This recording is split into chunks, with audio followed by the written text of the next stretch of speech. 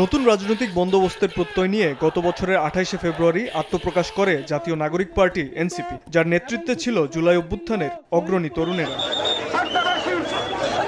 নাহিদ ইসলামের নেতৃত্বে জাতীয় রাজনীতিতে আসা এই দলটি হরহামেশাই ছিল আলোচনার কেন্দ্রবিন্দুতে। শুরুতে এককভাবে নির্বাচনে অংশ নেওয়ার সিদ্ধান্ত নিলেও নানামুখী সমালোচনা উপেক্ষা করে পরবর্তীতে জোটবদ্ধ হয় জামায়াতে ইসলামের সঙ্গে। ১১ দলীয় জোটের পক্ষ থেকে ৩২টি আসনে প্রার্থী দেয় এনসিপি। জোটের সাংগঠনিক শক্তি ও তরুণদের মধ্যে জনপ্রিয়তা এনসিপিকে এনে দিয়েছে জাতীয় সংসদে ৬টি আসন।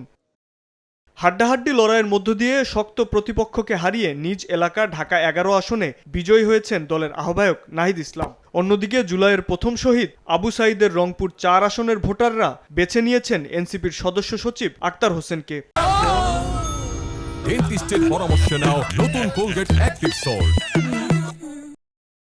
কুমিল্লা ৪ আসনে দাপুটে জয় পেয়েছেন দলের দক্ষিণাঞ্চলের মুখ্য সংগঠক হাসনাত আব্দুল্লাহ। জাতীয় সংসদের সর্বকনিষ্ঠ সদস্য হিসেবে এবার নোয়াখালী ৬ আসন থেকে সংসদে যাচ্ছেন দলের জ্যেষ্ঠ মুখ্য সমন্বয়ক আব্দুল হান্নান মাসুদ। শক্ত প্রতিপক্ষকে হারিয়ে কুড়িগ্রাম ২ আসনে জয়ী হয়ে চমক দেখিয়েছেন আতিক মুজাহিদ। এছাড়াও নারায়ণগঞ্জ ৪ সংসদীয় আসনের নির্বাচনে বড় ব্যবধানে জয়ী হয়েছেন আব্দুল্লাহ আল আমিন।